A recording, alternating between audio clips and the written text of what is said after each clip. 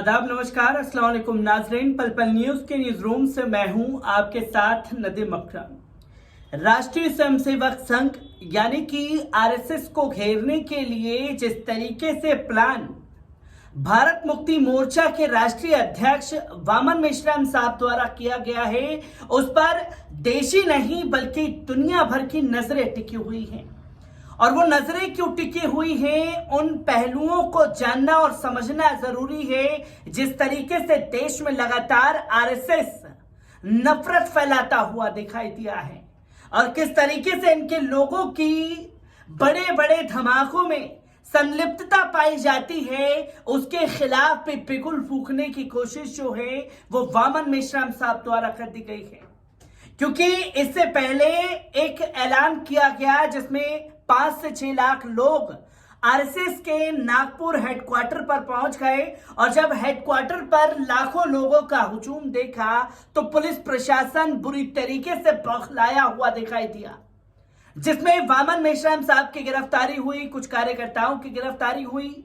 और जब वामन मेश्राम साहब की गिरफ्तारी की गई तो तमाम जो कार्यकर्ता थे, वामन मेश्राम साहब को रिहा नहीं किया जाएगा तब तक वो यहां से हटने वाले नहीं हैं।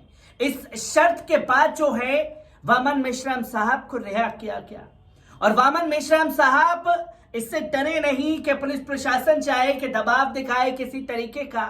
वो साफ तौर पर इंटरव्यू के दौरान भी कहते हुए दिखाई दिए कि हम डरने वाले लोग नहीं हैं, हम इनकी आंख में आंख डाल करके सवाल पूछेंगे जो देश में इन लोगों द्वारा नफरत फैलाई जा रही है। इसी के खिलाफ बिगुल फूंकने का काम किया और अब सोशल मीडिया के जरिए पूरा प्लान जो है वामन मेश्राम साहब किस तरीके से आरएसएस को घेरने जा रहे हैं उसके खिलाफ अपने प्लान को भी साझा कर दिया है, जिसमें कई अहम बातों को उन्होंने अपने ग्राफ में रखा है कि किन किन मुद्दों के ऊपर वो आरएसएस को घेर रहे हैं और क्या क्या उनकी मांगे हैं आरएसएस को बैन करने को लेकर के। और जब तक बैन नहीं होता है तब तक जो है वो इसी तरीके से देश भर में प्रदर्शन करेंगे, जिसकी तस्वीर लगातार सामने आएगी, जो कि पूरा साझा तैयार किया गया है भारत मुक्ति मोर्चा बहुजन क्रांति मोर्चा की तरफ से, जहां राष्ट्रव्यापी चरणबद्ध आंदोलन की डिटेल जो है वो वामन मेश्राम साहब द्वारा की गई है, जिसमें 21 अक्टूबर 2022 को जिला मुख्यालयों पर धरना प्रदर्शन होगा। मतलब जिला मुख्यालय जहां जहां हैं वहां आरएसएस के खिलाफ प्रोटेस्ट होगा। तो वहीं 25 अक्टूबर को शुरुआत होगी 21 अक्टूबर से, तो वहीं 25 अक्टूबर 2022 को जिला मुख्यालयों पर श्रृंखलाबद्ध आमरण अनशन होगा, जो कि 25 अक्टूबर को अगर मांगे नहीं मानी गई, पहले प्रोटेस्ट के बाद में धरना प्रदर्शन, दूसरे में आमरण अनशन किया जाएगा। अगर सरकार के द्वारा लोगों की बातों को नहीं माना गया तो उसके बाद अगला कदम 31 अक्टूबर को उठाया जाएगा, जहां जिला मुख्यालयों पर रैली प्रदर्शन होंगे, जहां पूरी तरीके से 31 अक्टूबर को मार्च निकाला जाएगा। और सरकार ने सुध नहीं ली आरएसएस के ऊपर और जिस तरीके से बचाने की कोशिश कर रही है उसके ऊपर सुध नहीं ली, तो 6 नवंबर को सबसे बड़ा प्रोग्राम करने का ऐलान कर दिया गया, जहां 11 लाख लोग राष्ट्रव्यापी जेल भरो आंदोलन शुरू करेंगे, जिसकी जानकारी 4 भागों में वामन मेश्राम साहब द्वारा दी गई है। 21 अक्टूबर को जिला मुख्यालयों पर धरना प्रदर्शन, 25 अक्टूबर को श्रृंखलाबद्ध आमरण अनशन होगा, तो वहीं 31 अक्टूबर को रैली प्रदर्शन और फिर 6 नवंबर को 11 लाख लोग आरएसएस को बैन करो इसके लिए जेल भरो आंदोलन शुरू करेंगे, जिसकी जानकारी दी है। और किन मुद्दों को लेकर के खासतौर पर वामन मेश्राम साहब आरएसएस के खिलाफ सड़कों पर उतरे हैं, उसमें एक बात जो सबसे पहले दी गई है वो ये कि आरएसएस तथा भाजपा का संविधान द्रोह, जिस तरीके से संविधान का मजाक बना रहे हैं उसके बारे में जानकारी दी गई है। जहां 27 जून 2012 को हरियाणा के रोहतक जिले में भारत मुक्ति मोर्चा द्वारा डीएनए परिषद आयोजन किया गया था। इस परिषद का विरोध करने के लिए आरएसएस और भाजपा के संविधान ब्राह्मण सामने आ गए। बीजेपी के रोहतक जिले का नीरज कुमार वत्स और जय हिंद नवीन जैसे ब्राह्मणों ने आगे आकर धमकियां देने तथा परशुराम के फरसे दिखाकर हत्या तक करने की धमकियां दी थी, जिसके खिलाफ जो है शुरुआत यहां से हुई आरएसएस के खिलाफ पिघुल फूंकने की। जहां धमकियां दी गई, ये सब हरियाणा सरकार के सहयोग एवं इशारे पर हो रहा था भारत मुक्ति मोर्चा के खिलाफ। डीएम तथा एसपी के द्वारा कार्यक्रम स्थल को पुलिस छावनी में तब्दील कराने और हॉल के मालिक को कार्यक्रम रद्द करने के लिए धमकियां दी गई। मतलब जहां इजाजत मिली हुई है, संविधान के दायरे में रह करके संविधान के हिसाब से सभी को प्रदर्शन करने का अधिकार है, अपनी रैलियां, अपनी बात प्लेटफॉर्म पर आकर के कहने का अधिकार है, तो वही कुछ मनुवादी सोच के लोग जो हैं वो आए और इस प्रोग्राम का विरोध करने लगे। जो संचालक थे, जहां पर खुद वामन मिश्रम साहब भी पहुंचने वाले थे, प्रोग्राम से पहले पुलिस प्रशासन द्वारा उन लोगों के विरोध प्रदर्शन के बाद धमकाया जाता है और तब प्रोग्राम को कैंसिल करने की बात कही जाती है। पुलिस प्रशासन द्वारा धमकी दी जाती है, जिसको लेकर के आरएसएस भाजपा ने सरकारी संस्थाओं का असंवैधानिक तरीके से इस्तेमाल शुरू किया है। इसके तहत ही भारतीय पुरातत्व विभाग के आगे करके राखी गढ़ी सभ्यता जो हड़प्पा सभ्यता का हिस्सा है, उसे वैदिक सभ्यता या सिंधु सरस्वती सभ्यता नाम देकर बहुजनों के संस्कृति एवं सभ्यता पर पूरी तरीके से आक्रमण किया जा रहा है। हरियाणा सरकार एवं रोहतक प्रशासन ने हमारे मौलिक अधिकारों का हनन किया। ये संविधान द्रोह है, इसलिए संविधान को बचाने के लिए आरएसएस के विरोध में 4 चरणों में आंदोलन घोषित किया गया है, जिसकी जानकारी जो है वो वामन मेश्राम साहब द्वारा की गई है। जहां सीधे तौर पर फंडामेंटल राइट छीनने का अधिकार किसी के कहने के बाद पुलिस प्रशासन को होश आता है कि इस प्रोग्राम को रद्द कर देना चाहिए।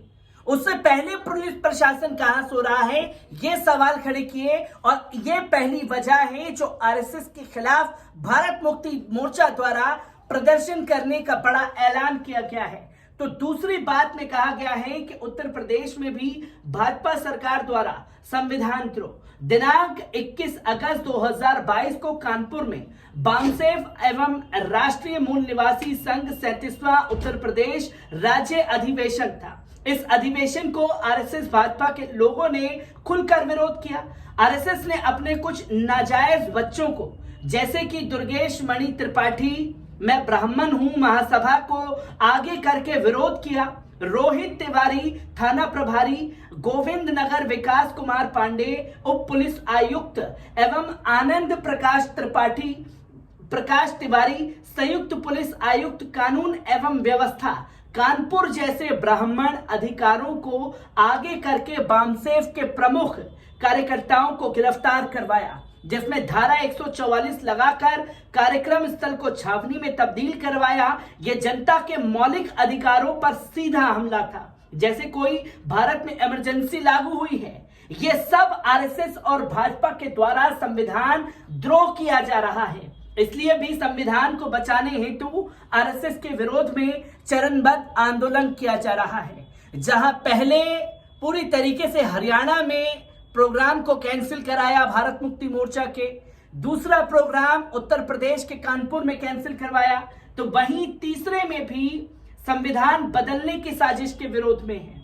लॉकडाउन को आरएसएस के प्रमुख ने अवसर कहा था। लॉकडाउन के दरमियान ही कई सारे लेबर एक्ट खत्म कर दिए गए और ढेर सारी नौकरियां, कंपनियां, उद्योगों को कौड़ियों के मोल में पूंजीपतियों को बेचा गया। ये संविधान खत्म करने की प्रक्रिया की है। लॉकडाउन के दरमियान ही नए हिंदू राष्ट्र यानी कि ब्राह्मणों को गुलाम राष्ट्र के संविधान की बातें हो रही थी। अब 12 अगस्त 2022 को Dainik Jagran, times of India जैसे अखबारों में हिंदू राष्ट्र के संविधान का प्रारूप तैयार किया गया। वे संविधान वर्ण व्यवस्था आधारित रहेगा, ऐसी बातें उस खबर में छपकर आई थी।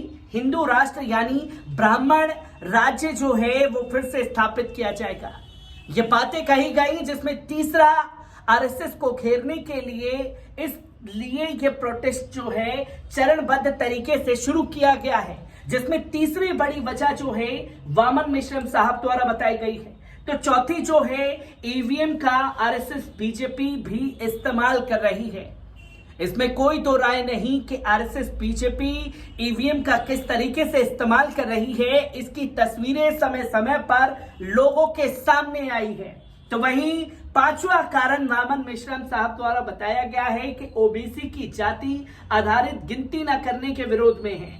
1931 तक ओबीसी की जाति आधारित गिनती लगातार होती रही है, पर अब उसे पूरी तरीके से खत्म करने की तैयारी जो है वो आरएसएस के इशारे पर की गई। तो वही सातवीं वजह उन्होंने बताई, छठी वजह बताई कि आरएसएस के द्वारा आदिवासियों को जबरदस्ती से हिंदू बनाया जा रहा है, जिसकी तस्वीर लोगों के सामने आई। क्योंकि पहले आरएसएस जो खेल खेलती थी वो दलित भाइयों को हिंदू बताने की कोशिश करती थी, और जब दलित भाइयों पर बस नहीं चला तो अब आदिवासियों को हिंदू बताने पर उतारू है, जहां पूरी तरीके से खेल खेला जा रहा है। तो वहीं आरएसएस भाजपा के द्वारा ओबीसी को जो जोर जबरदस्ती हिंदू बनाने का काम चल रहा है, इसके विरोध में ये रैली की गई है। तो वहीं आरएसएस के द्वारा बौद्ध विरासत पर कब्जा किया जा रहा है, जो कि खास तौर पर वामन मिश्रम साहब बोलते हुए दिखाई दिए। उन्होंने साफ तौर पर कहा कि 22 प्रतिज्ञा जो ली गई थी उसके खिलाफ आरएसएस ने कैसे बिगुल फूका, भारतीय जनता पार्टी ने बिगुल फूका, जो कि उनका फंडामेंटल राइट है अपने धर्म के हिसाब से उन्हें चलने का। तो आप कौन होते हैं किसी के धर्म में टांग अड़ाने के लिए? तो वही सबसे बड़ी वजह बताई कि आरएसएस का राष्ट्रीय स्तर पर नियंत्रण और इंद्र कुमार मेघवाल की हत्या है। तो वही राष्ट्रवाद ब्राह्मणी आतंकवाद पर बड़ा खड़ा है, जो कि देश भर में किस तरीके से एहतजाज होते हैं, किस तरीके से हमले होते हैं, उसका भी लिंक जो है साफ तौर पर बताते हुए वामन मेश्राम साहब नजर आए हैं। तो वहीं जो सबसे बड़ी बात उन्होंने कही कि फोन टैपिंग के विरोध में, और सबसे जो ज्यादा गौर करने वाला जरूरी चीज थी वो थी बिल्किस बानो को न्याय कहां मिला, जो कि इसका जिक्र किया गया है और कहा है कि बिल्किस बानो के बलात्कारियों और उसके परिवार के लोगों के हत्यारे ब्राह्मण और तदमस्त ऊंची जाति के लोगों को छोड़ दिया गया। 11 में से एक व्यक्ति ने माफ करने वाली अर्जी गुजरात हाईकोर्ट को दी थी। गुजरात हाईकोर्ट ने उसे सुप्रीम कोर्ट जाने से को कहा। सुप्रीम कोर्ट ने गुजरात सरकार को उसकी अर्जी पर विचार करने के लिए कहा, और गुजरात के आरएसएस की सरकार इतनी महान है कि उन्होंने इस पर विचार करने के लिए कमेटी बनाई और उसका अध्यक्ष जिला अधिकारी को बनाया, जो राज्य सरकार का नौकर होता है। जिला अधिकारी ने सरकार के आदेश के अनुसार 11 लोगों को निर्दोष छोड़ दिया। गुजरात की सरकार चलाने वाले लोग आरएसएस के ही कपूत हैं, इसलिए आरएसएस के विरोध में आंदोलन अत्यंत जरूरी है, जो कि बलात्कारियों के समर्थन में ये राष्ट्रीय स्वयंसेवक संघ के लोग खड़े हुए दिखाई देते हैं, जिसका जिक्र खास तौर पर वामन मेश्राम साहब ने किया है। और इसलिए आरएसएस को बैन करना जरूरी है, जो मनुवादी सोच देश पर लागू करके लोगों के ऊपर जुल्म करते हुए दिखाई देते हैं। और इसके लिए केंद्र सरकार या किसी राज्य सरकार को घेरने की जरूरत नहीं है, जो कि एक मैसेज देने की कोशिश वामन मेश्राम साहब द्वारा की गई और साफ तौर पर बताया कि ये तो कठपुतलियां हैं जो सरकारें चल रही हैं, मेन जो रिमोट चला रहा है उसी के खिलाफ बिगुल फूंकना जरूरी है।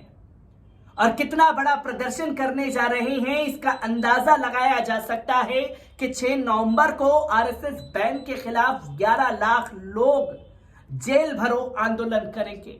ये तमाम जानकारी वामन मेश्राम साहब द्वारा दी गई है, जिसे आप लोगों के साथ साझा किया। कैसी लगी ये रिपोर्ट कमेंट बॉक्स में आकर के अपनी राय देना ना भूलिएगा। शुक्रिया।